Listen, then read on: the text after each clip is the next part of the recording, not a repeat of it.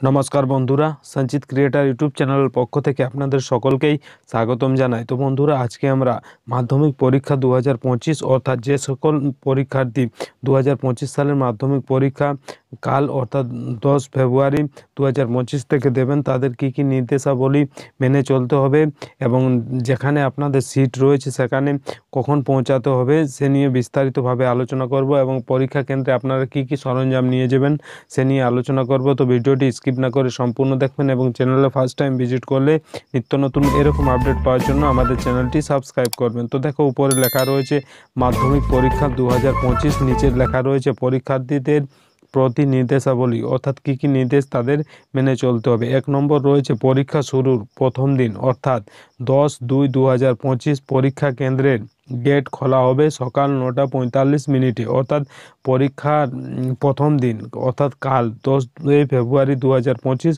পরীক্ষা কেন্দ্রের গেট খোলা হবে সকাল 9:45 অর্থাৎ 9:45টার সময়। 2 নম্বর বলছে যে পরীক্ষা শুরুর প্রথম দিন 10/2/2025 কেবলমাত্র পরীক্ষার্থীরা সকাল 9:45 পরীক্ষা কেন্দ্রে প্রবেশ করতে পারবে, অর্থাৎ কোনো রকম গার্জেন বা অভিভাবক পরীক্ষা কেন্দ্রে প্রবেশ করতে পারবেন না। শুধুমাত্র যারা পরীক্ষার্থী রয়েছেন তারা 9:45 পরীক্ষা কেন্দ্রে প্রবেশ করতে পারবেন। এরপর 3 নম্বর রয়েছে পরীক্ষার দ্বিতীয় দিন অর্থাৎ 11/2/2025 থেকে পরীক্ষার শেষ দিন অর্থাৎ 20/2/2025 পর্যন্ত কেবলমাত্র পরীক্ষার্থীরা সকাল 10টায় পরীক্ষা কেন্দ্রে প্রবেশ করতে পারবে। অর্থাৎ প্রথম দিন তো 9:45-এ যারা পরীক্ষার্থী তারা প্রবেশ করতে পারবে, কিন্তু দ্বিতীয় দিন অর্থাৎ 11/2/2025 থেকে 20/2/2025 পর্যন্ত কেবলমাত্র পরীক্ষার্থীরা সকাল 10টায় পরীক্ষা কেন্দ্রে প্রবেশ করতে পারবে। এরপর বলছে 4 নম্বর যে পরীক্ষা কেন্দ্রে প্রবেশের সময় পরীক্ষার্থীরা কেবলমাত্র সংশ্লিষ্ট রেজিস্ট্রেশন সার্টিফিকেট, অ্যাডমিট কার্ড,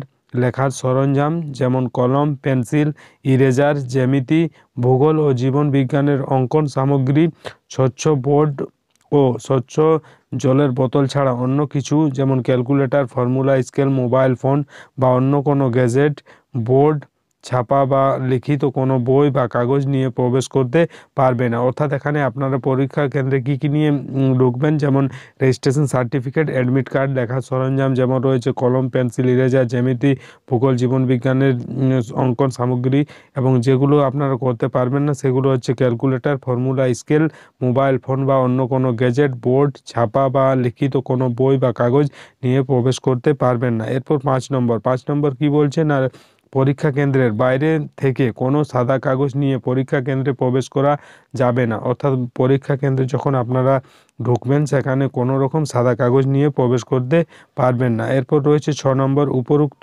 বস্তুগুলো যদি কারো কাছে পাওয়া যায় তবে তা বাজেয়াপ্ত করা হবে এবং সংশ্লিষ্ট পরীক্ষার্থীর বিরুদ্ধে পর্ষদ নির্দেশিত আইনানুগ ব্যবস্থা নেওয়া হবে। অর্থাৎ উপরোক্ত যে বস্তুগুলো মানা করা হয়েছে সেগুলো যদি কারো কাছে বাজেয়াপ্ত করা হয় তাহলে কি করতে হবে না, পর্ষদ নির্দেশিত যে আইনানুগ ব্যবস্থা রয়েছে সেটা নেওয়া হবে। এরপর 7 নম্বর বলছে পরীক্ষার হলে পরীক্ষার জন্য নির্দিষ্ট খাতা ছাড়া প্রশ্নপত্র, অ্যাডমিট কার্ড বা রেজিস্ট্রেশন সার্টিফিকেট কোনো কিছু লেখা নিষিদ্ধ। অর্থাৎ এখানে বলছে পরীক্ষার হলে পরীক্ষার জন্য নির্দিষ্ট খাতা ছাড়া প্রশ্নপত্র, অ্যাডমিট কার্ড বা রেজিস্ট্রেশন সার্টিফিকেটে কোনো কিছু লেখা নিষিদ্ধ, অর্থাৎ কোনো কিছু আপনারা লিখতে পারবেন না। এরপর বলছে 8 নম্বর পরীক্ষা শুরুর 1 ঘন্টার মধ্যে পরীক্ষা হলের বাইরে যাওয়া যাবে না, খাতা জমা দেওয়া যাবে না। অর্থাৎ পরীক্ষা শুরুর পর 1 ঘন্টার মধ্যে, অর্থাৎ আপনার পরীক্ষা শুরু হলো ধরুন 11টা থেকে 11টা অর্থাৎ 12টার মধ্যে আপনি কোনো রকম বাইরে যেতে পারবেন না এবং আপনাকে খাতাও জমা নেওয়া হবে না। এরপর বলছে 9 নম্বর বলছে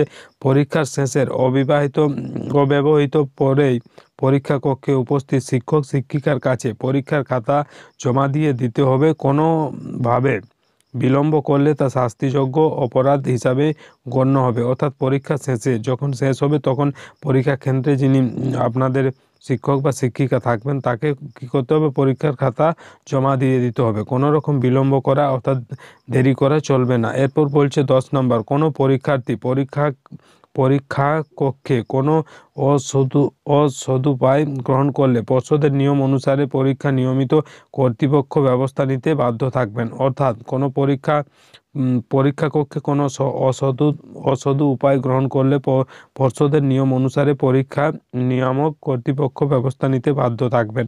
11 নম্বর বলছে কোনো পরীক্ষার্থী পরীক্ষা কক্ষে উপস্থিত শিক্ষক শিক্ষিকার সঙ্গে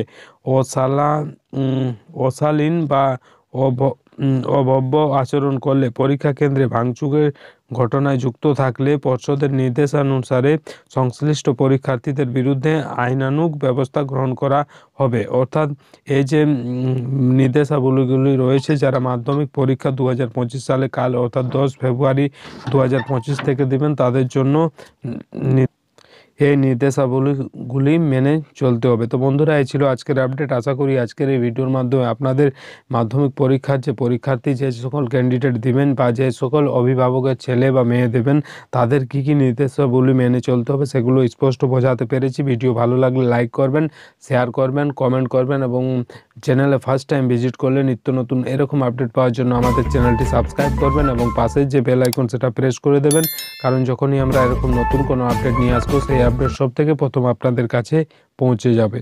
ধন্যবাদ।